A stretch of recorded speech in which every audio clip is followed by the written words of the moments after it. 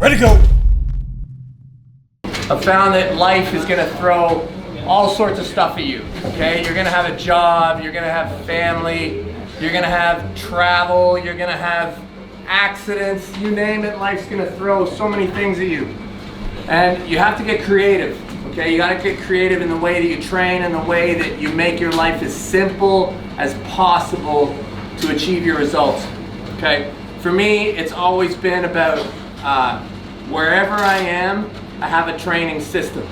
One of the things is communication with clubs. Okay, everywhere you go, you know people and you train if you travel. In your home, you have your workout equipment. In your door, you have your pull-up bar. Okay, you make it so simple so that wherever you are in your life, at your work, you have something that you feel the energy in your body, you know, like ready to be invested. It will give you that opportunity to invest it.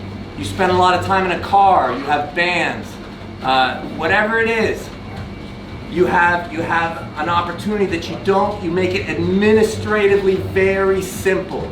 This is one of the most important things for your long-term success. If investment is ever difficult, it's not sustainable, okay? A half hour, a 15-minute, a 5-minute drive in a car to me is very unappealing. I don't want to do it. I'm very lazy by nature, and if I have to spend 5 minutes getting in my car, drive down the road, be in traffic, get in the gym, it's so much easier if I have the idea, there's my weights, I go and do them, set complete, okay? Administrative ease is the key, okay? All right, so in your arm wrestling career, things are not gonna go perfect. You're gonna have injuries. Okay, you do any competitive sport, you're gonna have injuries. It's gonna be normal. And it's almost a mixed blessing if you have the right mindset.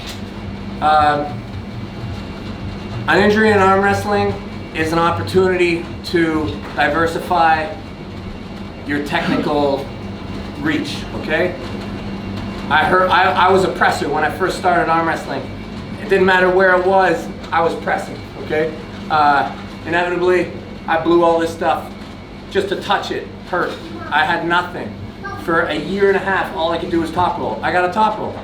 Eventually it healed up. I could hook again. The key to staying progressive in the game, I really believe, is never stopping, okay? I had surgery. The next day, I'm doing grippers, okay? You have to listen to your body. You never feel pain. You never feel pain. But you continue to push your energy that's in your blood. You push it where you want it to heal, where you want it to invest. Okay? You get a pump where you want it to go. Yeah.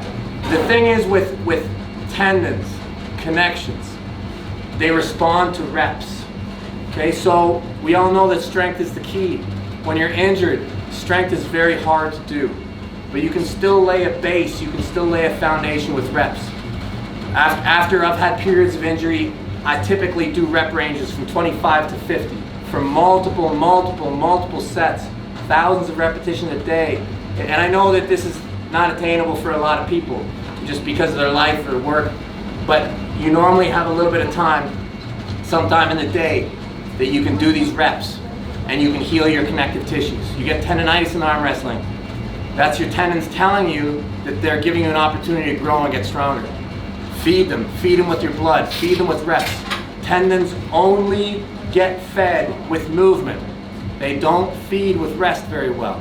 They need to move to pump fluids through them. And talk a little bit about mindset. Okay, I got a question. How do I get ready for matches? For me, it's a whole bunch of checks that I do. Okay. The first thing is I have to make sure all my goals are in line. Okay, I have to make sure that I'm really willing to do it. Okay, before I set down on any path. Okay, it's the most important part. Okay, to see the whole thing. Okay, I have a match with Todd Hutchins.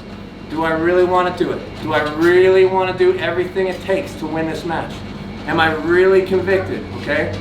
I make the decision. I make the decision to be convicted. I make the decision that in my life's in a place, my family, everything. I have the support to achieve this mission, okay? And I make the decision.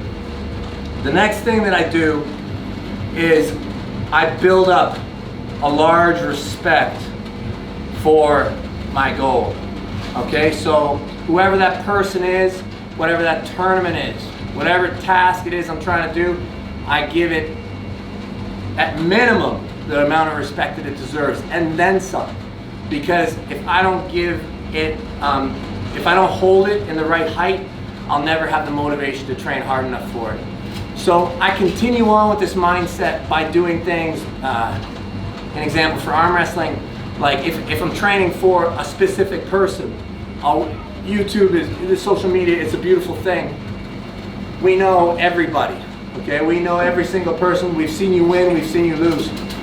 I watch the wins, I watch their greatness, I watch their achievements, and I build them up in my mind to a point where I actually start to question whether I can even do it. And when I get to that point, that's the time that I know it's time to dial it back, because in the end, confidence is really important. The reason I do this is just for fuel, just for my own fuel and my own motivation, so I make sure that I don't go in ill-prepared. So then I break into the phase that I only watch their losses. I only watch them lose, okay? And I watch them lose over and over and over till this is the only pattern that I see in their movement pattern, because people win the same and they lose the same. And when you can start to approach somebody in their movement patterns that are familiar, you start to kind of try and unlock them that way. So there comes a point in time in this process that I feel myself, I've done all my work, and I feel myself on the verge of breaking down physically and mentally. And I try and time this part in relation to how much work I've done to how much time before the match. So I try and do a large period of work followed by a period of rest. And the work is tailored so that I do a large volume and it goes to a smaller and smaller and smaller volume. From unspecific to specific. From low intensity to high intensity. Okay, so at the end I'm trying to replicate match scenarios as closely as possible, but at lower volume. And that way it allows all my systems to come back up and be as peaked as possible.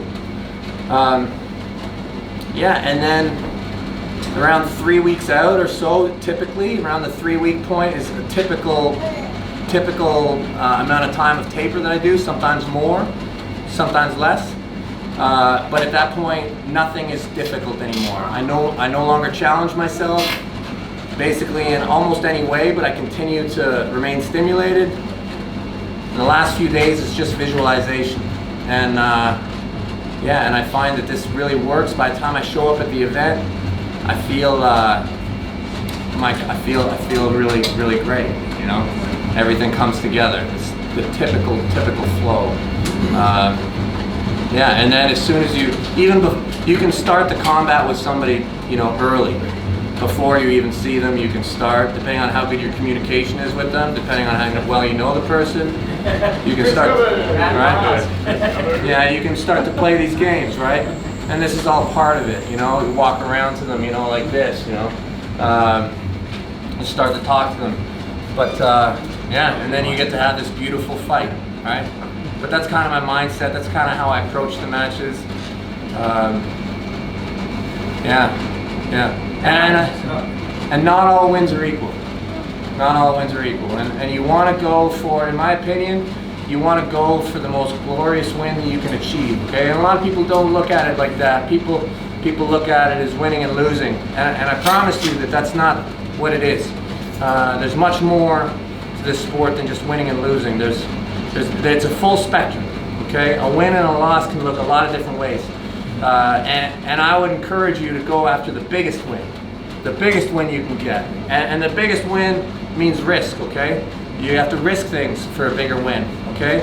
If you can squeak out a win, you squeak out a win.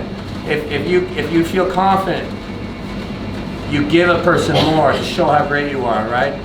If you can beat a person on top roll, show them a hook. okay? If you can beat a person quickly, you beat them slowly, you know? And at the end, you know, this is a much more thorough win. And this is always what I'm after, okay? I'm after winning, okay? But if you give me an opportunity to win, I'm looking to win more and more, you know? Yeah.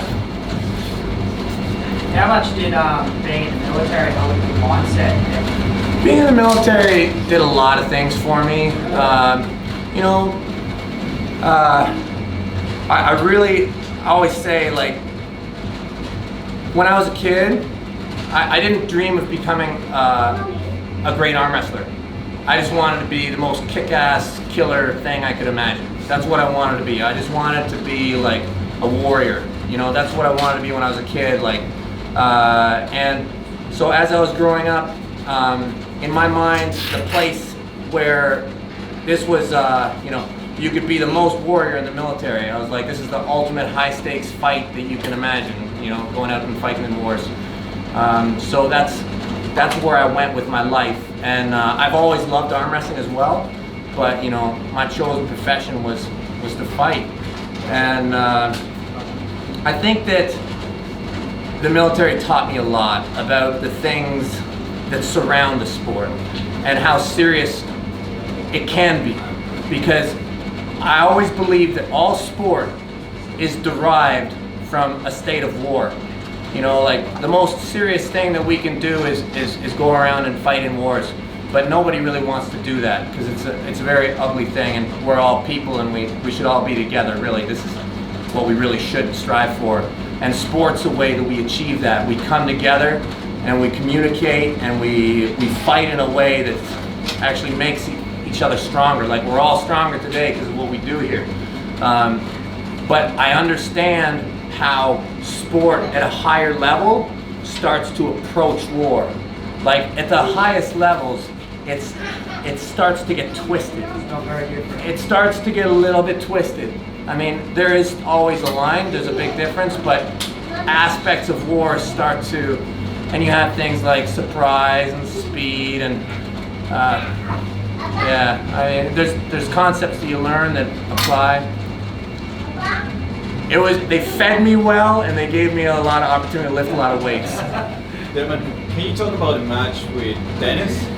Yeah, I can. And like, Dennis is the Incredible Hulk. He's the living version of the Incredible Hulk. I've never in my life met a guy as strong as Dennis. Physically, the thickness of the guy was just on such another level, and mentally so focused. And you know, he did, like, I really like Dennis. I really think that he's one of the greatest athletes of our times. You know, what he's been able to achieve in the sport of arm wrestling, like, he's basically undefeated left-handed. Like, Pushkar got one win on him in a tournament. He's never lost a tournament or an event, in my knowledge, left-handed. Who can say that in the sport of arm wrestling? I don't think that's really, it's unheard of, you know. And right-handed, he's not far off. I mean, he's lost a couple times. He's, in my mind, Denis Saplankov at his best is got to be one of the all-time greats that our sport's ever seen.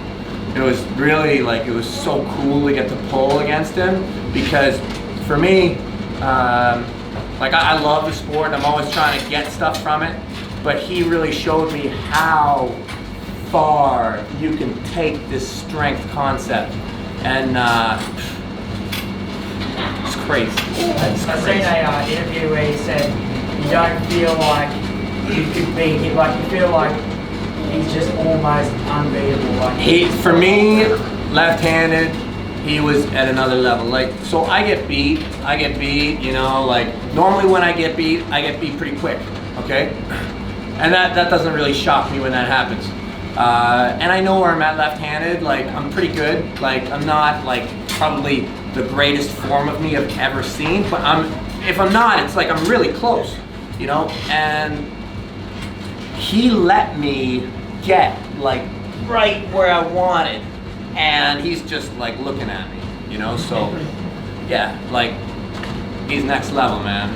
He's next level. Are you gonna have a rematch with him? Yeah, I would love to arm wrestle him again right-handed. I don't want to look at. Yes, I'm in this until I die. Okay. So yeah, I'll definitely be looking for it. Right-handed, I think I'll be a lot closer. I think my right hand's better than my left, and I think that his right hand's not as good as his left. So I think the right hand would be a much better match, and I would love to do it. So we'll see. We'll see. Are you gonna wear the wig again? I'm going. This time it's gonna be real. Yeah. After that happened, I shaved it all off, and I'm like, I'm starting new. I gotta be brand new.